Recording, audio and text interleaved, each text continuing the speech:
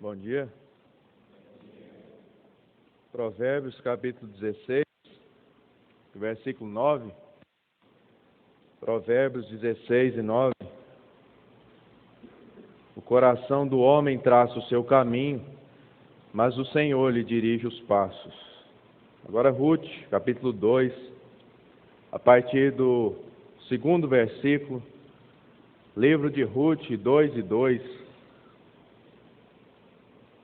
Ruth, a moabita, disse a Noemi: deixa-me ir ao campo e apanharei espigas atrás daquele que me favorecer.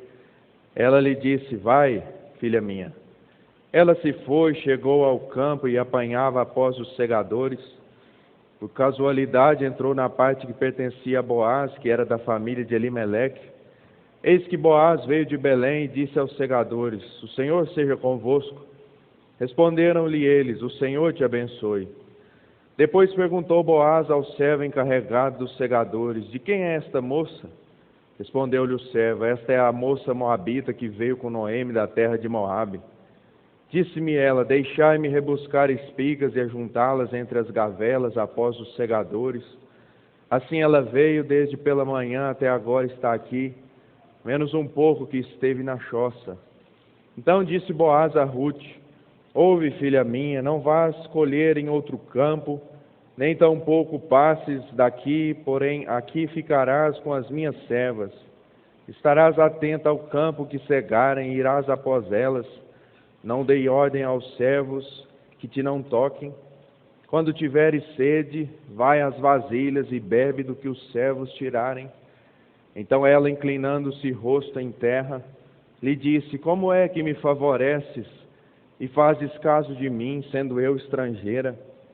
Respondeu Boaz e lhe disse: bem me contaram tudo quanto fizeste a tua sogra depois da morte de teu marido, e como deixastes a tua mãe e o teu pai, e a terra onde nascestes, e viestes para um povo que dantes não conhecia. O Senhor retribua o teu feito, e seja cumprida a tua recompensa do Senhor, Deus de Israel, sob cujas asas vieste buscar refúgio. Disse ela: tu me favoreces muito, Senhor meu, pois me consolastes e falastes ao coração da tua serva, não sendo eu nem ainda como uma das tuas servas. À hora de comer, Boaz lhe disse: achega-te para aqui, e come do pão e molha no vinho teu bocado. Ela se assentou ao lado dos segadores, e ele lhe deu grãos tostados de cereais, e ela comeu e se fartou, e ainda lhe sobejou. Levantando-se ela para rebuscar, Boaz deu ordem aos seus servos, dizendo: até entre as gavelas deixai-a colher, e não a censureis. Tirai também dos molhos algumas espigas e deixai-as, para que as apanhe e não a repreendais.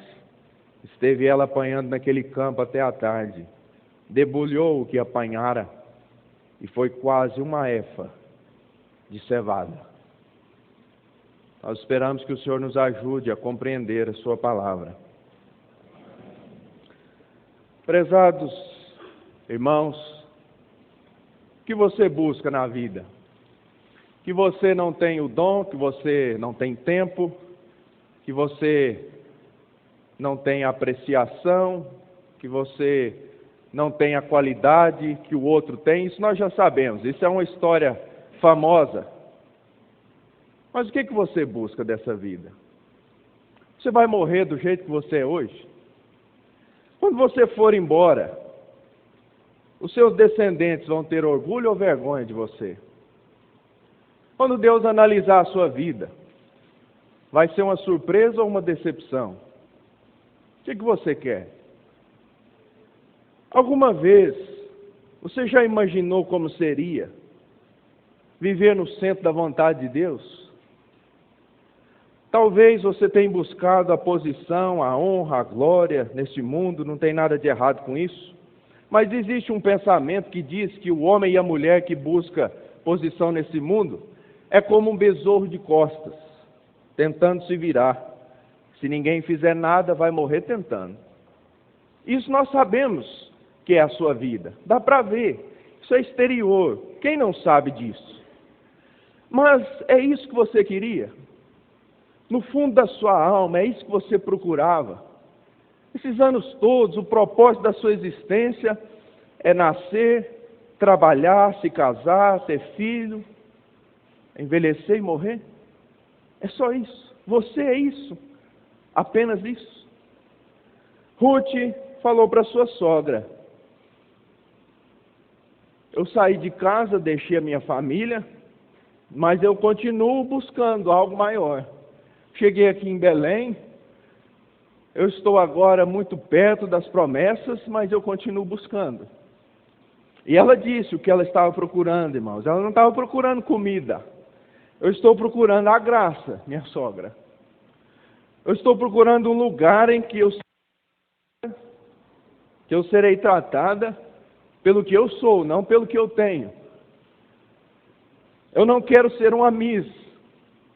Eu não quero ter uma carreira solo neste mundo. Mas eu tenho algum valor. Não é possível. Tem que ter alguma coisa reservada para mim. E sabe, irmãos, o crente que faz diferença na igreja local é o crente que busca algo maior para si. Vocês se lembram de quando o anjo apareceu para Gideão?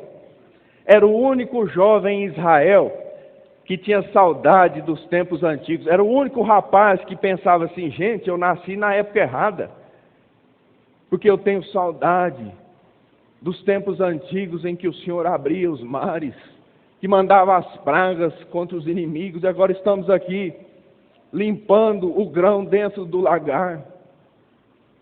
Isso não é para nós, essa pequenez.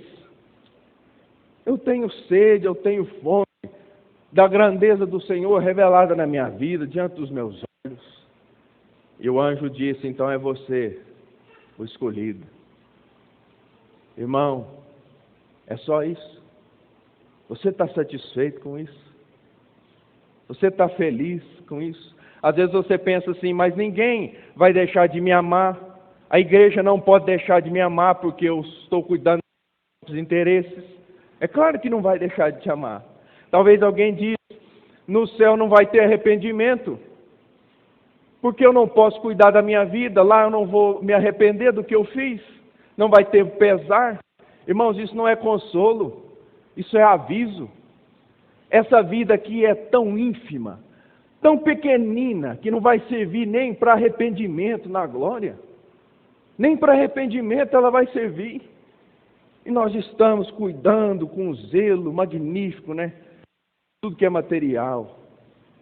Ninguém tem ambição espiritual mais. Os jovens já não têm mais ambição espiritual. Não quer saber quanto custou. Você sabe quanto custa para fazer um estudo desse aqui? Você não sabe por quê? Porque não te interessa? Ou porque você não estava de plano de ajudar? Se você não sabe quanto custa, você não vai dar valor. Você sabe quanto custou a última reforma que fez na sua igreja local? Você sabe quantos sacos de cimento gastou para fazer o local onde você reúne? Tem irmão que sabe. Pergunta a ele, você vai mudar o jeito de olhar aquele lugar. O seu jeito de olhar vai mudar.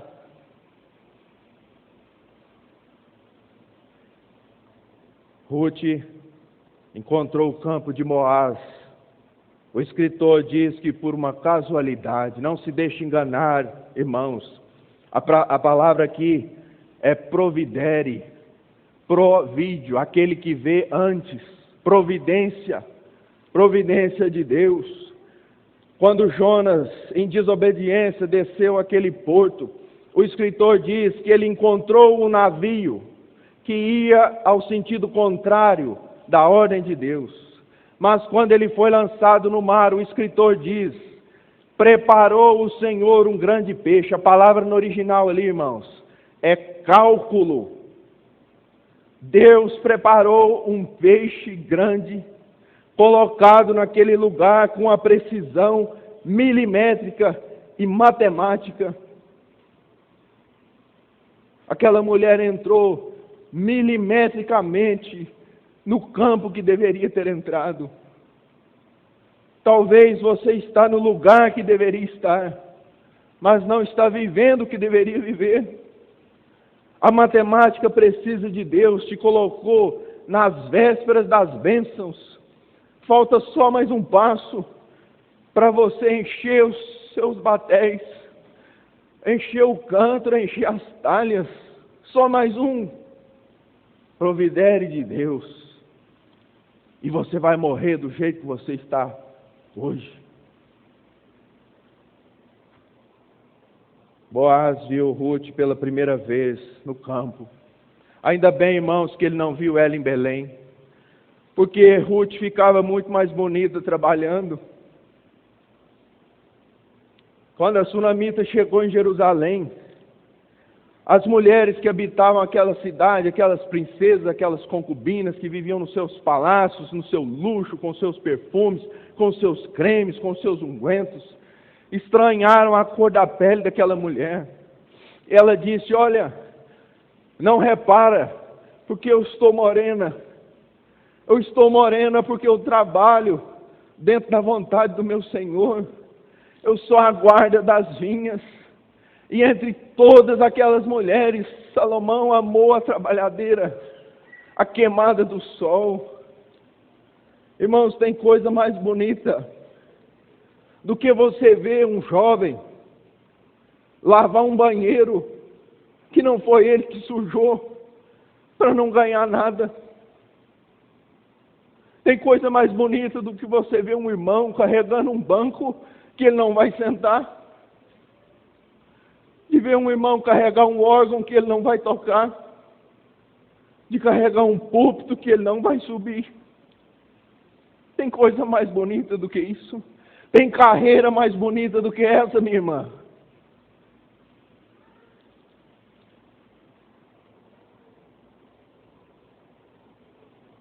Ruth impressionou até os servos daquele homem. Ela chegou cedo. Ela está aqui até agora. E ela descansa pouco. Ela é trabalhadeira. É como a mulher de Provérbios. Ela é um navio mercante. Ela nunca viaja sozinha. Ela nunca viaja vazia. Toda vez que você precisa de alguma coisa, ela acrescenta. E Boaz falou para aquela mulher: minha filha, fica aqui. Chegou o momento. Você pode parar de procurar.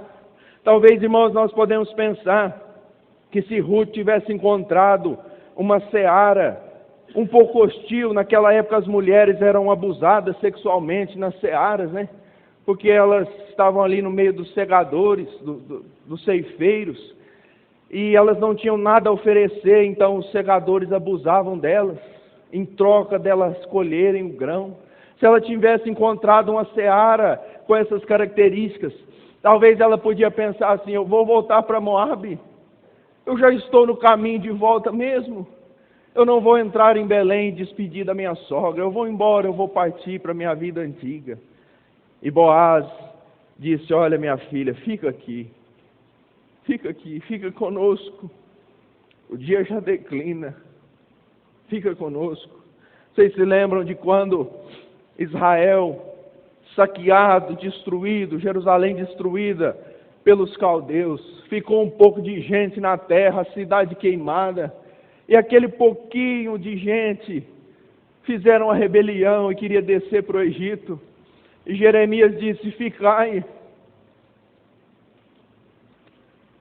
Jerusalém queimada ainda é melhor do que o Egito. Ficai aqui. Nós somos poucos, a maioria despreza, a maioria debocha, nos tomam como tolos. Lá vai o tolo, que serve a Deus, formado, fala duas línguas, poderia ter uma carreira promissora, não beija as meninas da escola, não beija as meninas da faculdade, perdendo o seu tempo, desperdiçando a sua beleza. Meu irmão, coloca o seu nome na eternidade, e o Senhor vai honrar os seus dias. Fica aqui, fica na sua igreja local, fica com a sua esposa, fica com o seu marido. Aqui tem água, Ruth. Se você quiser matar a sua sede, aqui tem. Aqui tem pão.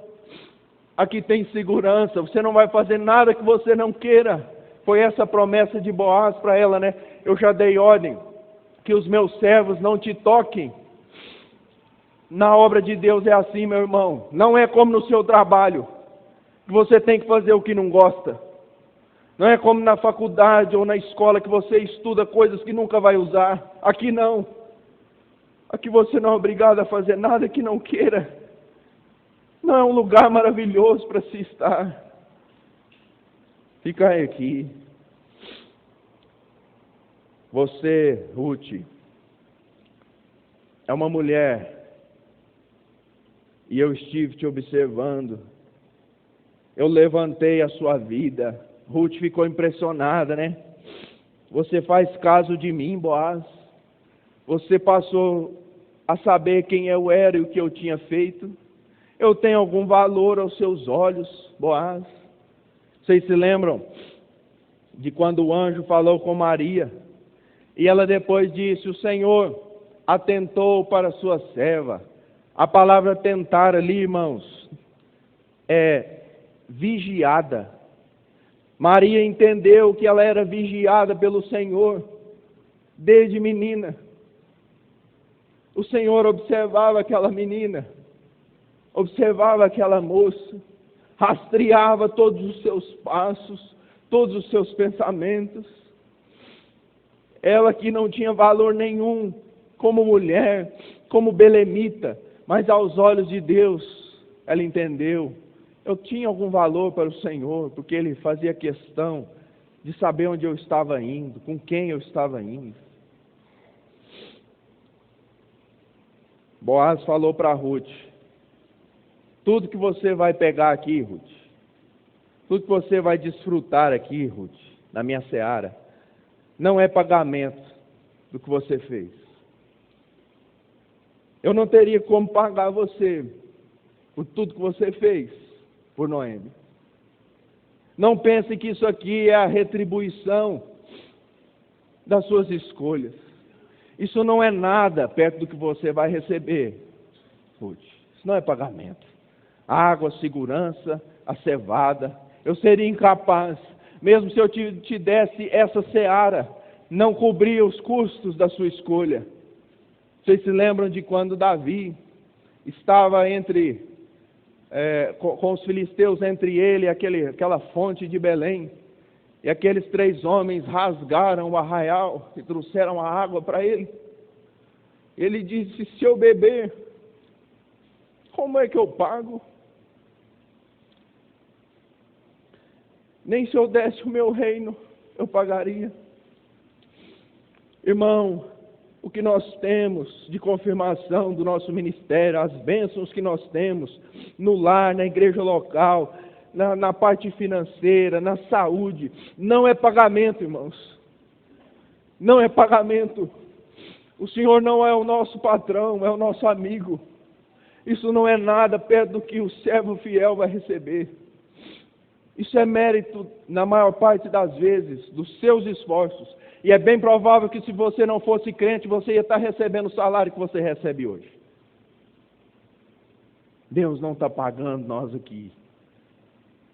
Não da maneira que nós pensamos. Tem uma retribuição natural, consecutiva, mas está reservado para o cristão algo muito sobressalente do que isso, muito maior do que isso. E Boaz falou isso para aquela mulher. Lucas, capítulo 18, vamos ler esse versículo. Lucas, capítulo 18, e o versículo 28.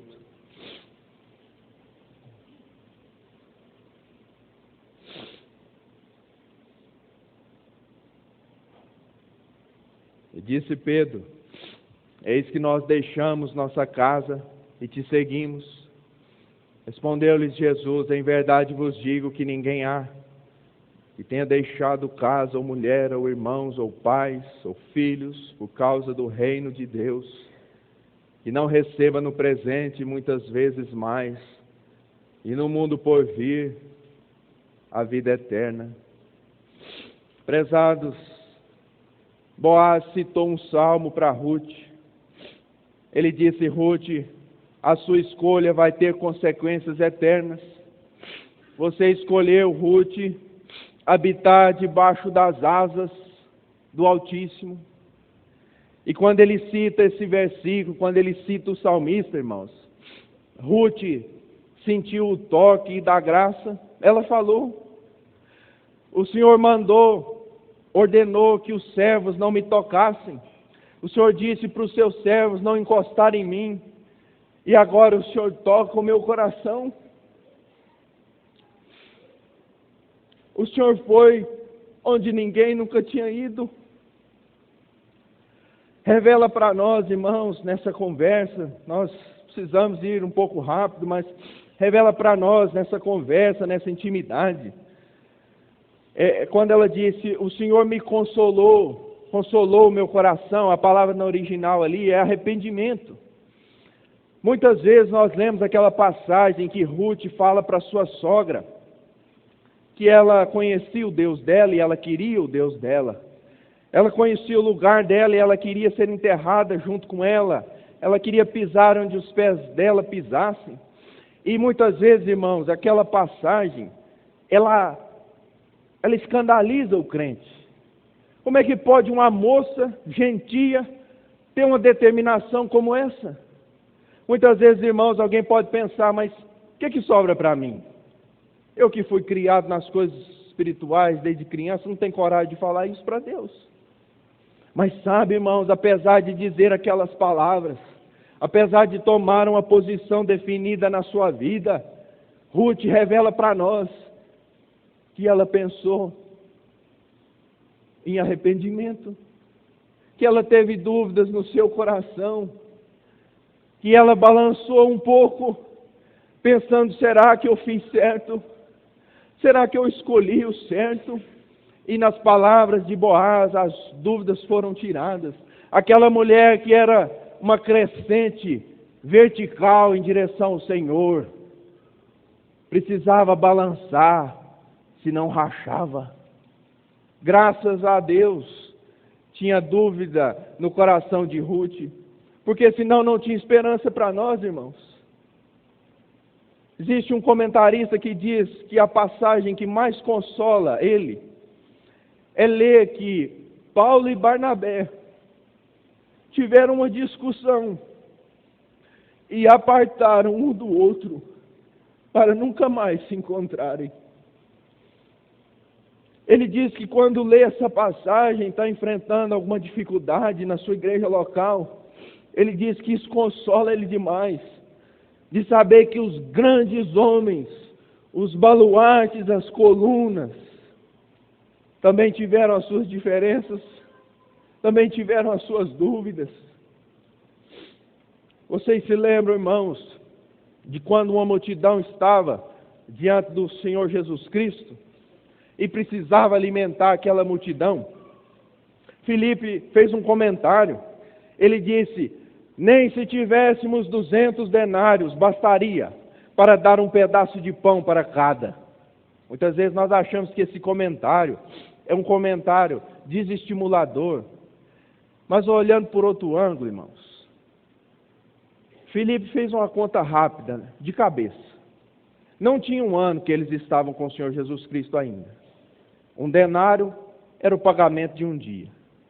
Ele pensou assim: se eu tivesse ficado e dito para o Senhor Jesus Cristo, vai com os 11, eu vou ficar aqui trabalhando, ganhando um denário por dia. Se o Senhor precisar, eu mando. Se não tinha um ano ainda, provavelmente dava 200 denários, o que ele teria conseguido do momento que ele foi chamado até o dia da multiplicação dos pães. E olhando para aquela multidão, ele entendeu, não ia ter adiantado, não ia ter resolvido. Se eu tivesse ficado, ou se um de nós trabalhasse alguns dias dos meses e juntasse os nossos recursos, não ia fazer diferença. Tem consolo maior do que esse, meu irmão? Tem consolo maior do que esse? Não teria feito diferença? É o Senhor que fará a diferença. Vocês se lembram de quando Daniel estava na beira do rio Tigre, E teve aquela visão de um homem vestido de um linho finíssimo, cingido os seus ombros, de ouro puro de Ufaz. E ele caiu por terra, e quem estava com ele desmaiou. E aqueles que acordaram fugiram, não puderam contemplar aquela visão, e ficou ele só. E aquele homem encostou nele, o levantou e disse: eu compartilho os seus sentimentos. Eu tenho guerreado contra o príncipe da Pérsia, e não vai demorar muito, o príncipe da Grécia vai se levantar. E sabe quem está comigo? Ninguém. Só Miguel veio ao meu auxílio. É o homem de Deus, é o ser de Deus, compartilhando, tirando a dúvida que a tempestade faz na vida do crente. Você não sofre sozinho. Você não é o primeiro a chorar, você não é o primeiro a questionar, você não é o primeiro a fazer perguntas. E nem será o último. Vocês se lembram? Vamos ler esse versículo, Mateus capítulo 1. Mateus 1 e 20.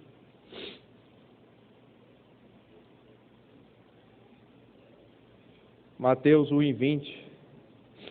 Enquanto ponderava nestas coisas, eis que lhe apareceu em sonho um anjo do Senhor, dizendo: José, filho de Davi, não temas receber Maria, tua mulher, porque o que nela foi gerado é do Espírito Santo. Ela dará à luz um filho, e lhe porás o nome de Jesus, porque ele salvará o seu povo dos seus pecados. Irmãos, quando aquele anjo foi consolar José, ou tirar as dúvidas do seu coração, isso aqui, irmãos, é assombroso. Deus disse para José: José, eu não vou abortar.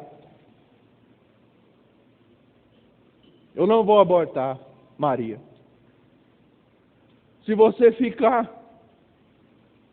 você vai colocar o seu nome na eternidade. Se você for embora, eu não vou abortar. Ela vai dar à luz a um filho. E ele vai remir os pecados. Sem você. Vai. Tem consolo maior do que esse, irmãos? O Senhor realizaria a sua obra sem nenhum de nós. Sem nenhum de nós. Mas se você quiser ser lembrado para sempre, você pode ficar. Boaz disse para Ruth: eu quero ter comunhão com você. Senta comigo. Vamos comer junto. Vamos olhar nos olhos. Eu quero saber mais da sua vida. Vamos compartilhar os sentimentos. E sabe, irmãos, quando nós lemos que ela iria repartir e molhar o bocado junto com Boaz, os seus ossos não gelam quando você lê essa passagem, que ela iria molhar o bocado junto com Boaz, não te faz lembrar de Judas Iscariotes?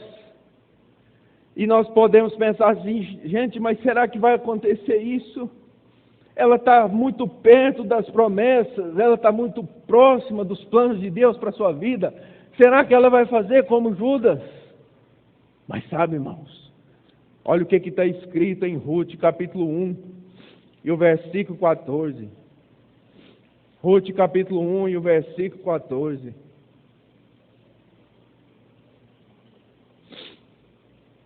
Então de novo choraram em voz alta. Orfa, com um beijo, se despediu da sua sogra. Porém Ruth se apegou a ela. Boaz, eu nunca vou levantar o meu calcanhar contra você, porque quem fez isso foi a outra. Alguém já desempenhou esse papel na minha vida. Alguém já desprezou os privilégios, e eu conheço as consequências daquela escolha. Eu não quero isso para mim.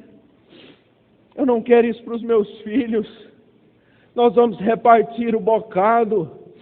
mas você pode ter certeza que eu não vou trocá-lo pela prata. Meu irmão, não se engane. Judas não vendeu o Senhor Jesus Cristo por 30 moedas de prata, não. Ele vendeu a si mesmo por 30 moedas de prata.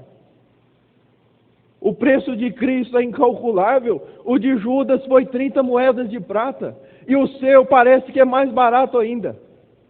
É só um pedaço de papel que você moldura para ser queimado no fogo. Centavos. Tão perto das promessas, dentro da seara, que seria sua um dia, e você cospe no rosto de Deus. Ri dos servos de Deus. Fala que os servos de Deus que estão buscando viver uma vida santificada são tolos, são bobos. Você que está aproveitando a vida. Vai brincar com Deus, meu irmão? Faz um testamento depressa, que Ele vai apagar até os seus rastros.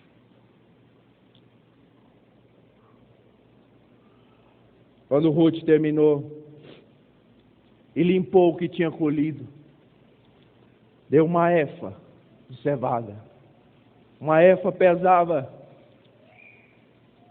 17 quilos.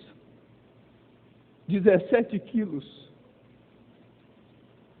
O escritor diz que eles eram limpos, sem a casca. Ela limpou e ainda deu uma efa. O seu salário é descontado, não é? Os lucros da sua empresa são declarados e o governo pega uma parte, não é? Aqui não.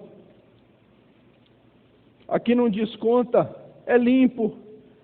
É 17 quilos de pura bênção. É 17 quilos cruz, sem maquiagem, sem hipocrisia. É isso que é seu, minha filha. 17 quilos de pura bênção. Sabe o que é uma efa, meu irmão? É 10 vezes mais do que o israelita podia colher do maná. 10 vezes mais. É 10 vezes mais do que era exigido pelo sacrifício da culpa, pelo pecado da ignorância. Quando alguém cometia um pecado sem querer, Ruth podia pensar assim: eu queria estar dentro das promessas, mas nasci moabita. Não pedi para nascer moabita. Não pedi para crescer no meio daquele povo. Não tenho culpa da minha ignorância. No primeiro dia de serviço dentro dos planos de Deus, Deus deu 10 vezes o tanto que ela precisava para expiar a sua culpa pelo pecado de ignorância.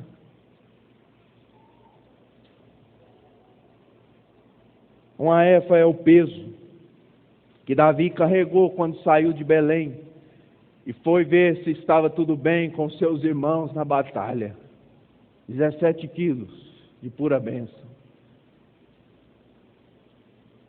Uma efa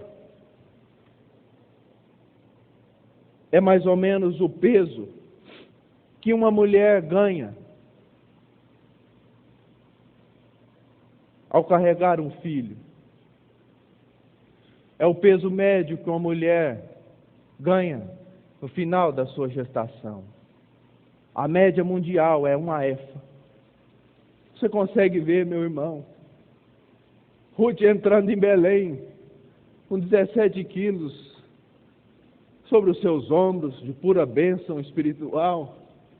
Você consegue ver, alguns anos depois, uma jovem de Nazaré, chamada Maria, também entrando em Belém sobre aquelas pegadas, fazendo o mesmo caminho, carregando 17 quilos de puro brilho da graça de Deus no seu ventre, uma efa de pura glória,